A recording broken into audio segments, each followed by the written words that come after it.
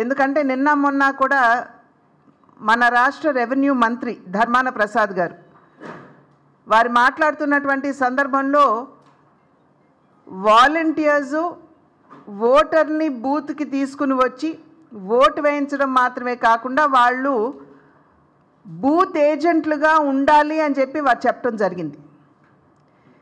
ఇది క్లియర్గా ఈసీఐ ఇచ్చినటువంటి ఆదేశాలని వారు ఒక రకంగా ఛాలెంజ్ చేయటం అండ్ దానికి విరుద్ధంగా ప్రవర్తించడం. అది మాత్రమే కాకుండా ఫిబ్రవరి 2వ తారీఖున ఫిరంగిపురంలో రాష్ట్ర ముఖ్యమంత్రి గారు జగన్మోహన్ రెడ్డి గారు వారు కూడా ఇచ్చినటువంటి పిలుపు ఏమిటంటే వాలంటీర్స్ సీనియర్ సిటిజన్స్ అందరినీ తీసుకురావాలి అని, బూతుల దగ్గరికి తీసుకొచ్చి వారిని ఫ్యాన్ గుర్తుపై వేసే విధంగా వారికి స్ఫూర్తినివ్వాలని 2వ తారీఖున వారు నిర్వహించినటువంటి సభలో చెప్పినటువంటి విషయం. కనుక ఖచ్చితంగా ఫ్రీ అండ్ ఫెయిర్ ఎలక్షన్స్, పారదర్శకత్వం ఈ ఎలక్షన్స్ జరుగుతాయి, నిర్వహించబడతాయి అనేటువంటి భావన చాలామందిలో లేదు. ఒక రకమైనటువంటి ఆందోళన ఉన్నది. నేను తిరిగి ఈసీఐకి అంటే చీఫ్ ఎలక్షన్ కమిషనర్ గారికి నేను లేఖ రాయటం జరిగింది.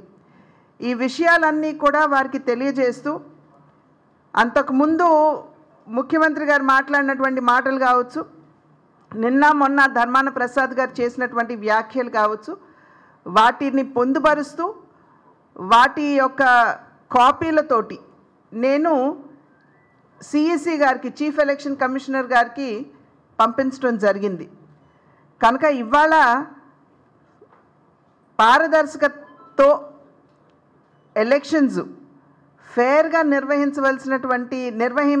చేయవలసినటువంటి బాధ్యత ఇవాళ చీఫ్ ఎలక్షన్ కమిషనర్ గారి మీద ఉన్నది అని చెప్పి మేమందరం కూడా భావిస్తున్నాం. ఈ సందర్భంలో మా కార్యకర్తలు 2 రోజుల క్రితం నుండి ప్రజాపోరు యాత్ర ప్రారంభించారు. ప్రజల వద్దకు వెళ్ళడం, రాష్ట్రానికి దేశానికి భారతీయ జనతా పార్టీ ఏ రకంగా సేవ చేసింది అనేటువంటి విషయాల్ని వారికి తెలియజేస్తూ ఈ కార్యక్రమాన్ని చేపట్టి ప్రజల వద్దకు వెళ్ళినటువంటి సందర్భంలో ప్రజల వద్ద నుండి అనూహ్యమైనటువంటి స్పందన భారతీయ జనతా పార్టీకి వస్తుంది. నరేంద్ర మోడీ గారి నాయకత్వాన్ని ప్రతి ఒక్కరూ కూడా స్వాగతిస్తూ ఆశీర్వదిస్తూ, ప్రత్యేకించి 500 సంవత్సరాల కళ ఏదైతే ఉందో, అయోధ్య రామ మందిర నిర్మాణం ఏదైతే ఉందో ఆ కళని సాకారం చేసినటువంటి నేపథ్యంలో అంతటి సమర్థవంతమైనటువంటి పాలన, అవినీతి రహిత పాలన, వారసత్వ నేపథ్యం లేనటువంటి పాలన దేశానికి నరేంద్ర మోడీ గారు అందించినటువంటి సందర్భంలో ప్రజలందరూ కూడా బాగా భారతీయ జనతా పార్టీని ఆశీర్వదించాలి అనేటువంటి భావనలో ఉన్నట్లుగా కార్యకర్తలందరూ దగ్గర నుండి మాకు వచ్చేటువంటి ఫీడ్బ్యాక్. అదేవిధంగా ఈ ప్రజాపోరు యాత్రలో మేము రాష్ట్రానికి ఏమి చేసాం, ఎందుకంటే ఈ యొక్క ప్రజాపోరు యాత్రని వినియోగించుకుని కార్యకర్తలు ప్రతి గ్రామానికి వాళ్ళు వెళ్ళేటువంటి పరిస్థితి ఉన్నది. కనుక ఆ నేపథ్యంలో ఆ గ్రామాలకి మన దేశం మాత్రమే కాదు, రాష్ట్రం మాత్రమే కాదు, ప్రతి గ్రామానికి వందలాది కోట్ల రూపాయలు ప్రతి గ్రామంలో, అది ఉజ్వల గ్యాస్ కనెక్షన్ కావచ్చు, ఇళ్ల నిర్మాణం కావచ్చు, మరుగుదొడ్ల నిర్మాణం కావచ్చు, ఉచితంగా రేషన్ ఇవ్వటం కావచ్చు, లేకపోతే ఉపాధి హామీ కింద అక్కడ జరిగినటువంటి పనులు కావచ్చు.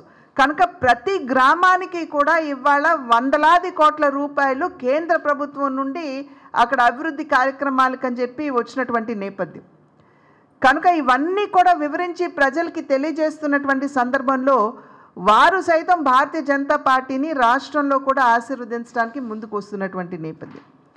కనుక ఆ విషయాలన్నింటినీ కూడా చర్చించుకుంటూ మనం ఏ రకమైనటువంటి కార్యాచరణతోటి ఎన్నికల దృష్ట్యా మనం సంస్థాగతంగా మన బలాన్ని బేరీజ్ వేసుకుంటూ మనం ఓట్లు ఏ విధంగా తెచ్చుకోవాలి అనేటువంటి విషయం మీద ఇవాళ దృష్టి సారించి ఆ విషయాలన్నింటిపై ఇవాళ చర్చించడం జరుగుతుంది.